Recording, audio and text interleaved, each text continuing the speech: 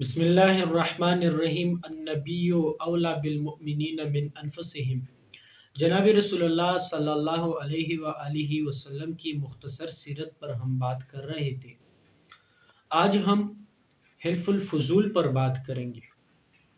اصل میں یہ ہوا کہ جب شوال کے مہینے میں حرب فجار یعنی اس جنگ کی پابندی ہوئی تو ذی القعدہ میں دوبارہ سرنو ایک معاہدہ طے پایا، کیونکہ جو قتل و غارت گری اور لوگوں کو نقصان پہنچانے کے لیے مفید ایک تحریک شروع ہوئی۔ اس کی تین بڑے سربراہ تھے، فضل بن فضالہ، فضل بن وداعہ اور فضیل بن حارث۔ یہ تینوں کے نام، ان میں سے دو کے نام فضل آتے ہیں اور تیسرے کا نام فضیل تھا، تو اس وجہ سے اس کو فضول بنایا، اور معاہدہ حلف کہتے ہیں معاہدے کو، تو اس وجہ سے اس کا نام حلف الفضول رکھا گیا۔ اور اس کے لیے حضرت زبیر بن عبد المطلب نے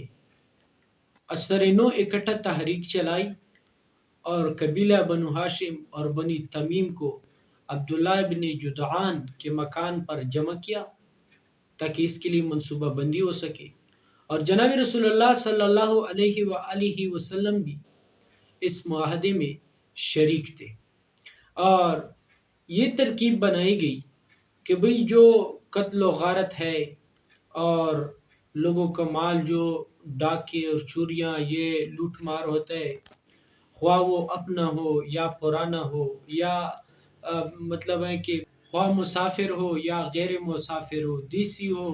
یا پردیسی ہو، یعنی ان تمام مظلوم لوگوں کی مدد کیا جائے اور ان کے لیے ایک منصوبہ بنایا جائے۔ تو یہ تاریخ شروع ہوئی اور یہ ایک معاہدہ ہوا، اور اسی معاہدے کے بارے میں جناب رسول اللہ صلی اللہ علیہ وآلہ وسلم فرماتے ہیں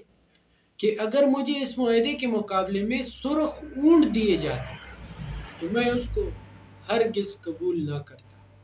اور اگر اسلام کے بعد ایسے معاہدے کے لیے کوئی مجھے بلاتا، کوئی دعوت دیتا تو میں ضرور بضرور شرکت کرتا، کیونکہ یہ معاہدہ ایسا تھا کہ جو مظلوم لوگ ہیں ان کی امداد اس میں ہے، اور حت الوسع جتنا امداد ہو سکے مظلوم کی تو کرنا چاہیے۔ اس وجہ جناب رسول اللہ صلی اللہ علیہ وسلم نے فرمایا کہ اگر اس معاہدے کے مقابلے میں مجھے کوئی سرخ اونٹ دیتا تو میں اس کو نہ پسند کرتا، اور زمانہ اسلام میں اگر ایسے معاہدے کے لیے مجھے کوئی پکارتا یعنی دعوت دیتا تو میں ضرور اس میں شرکت کرتا۔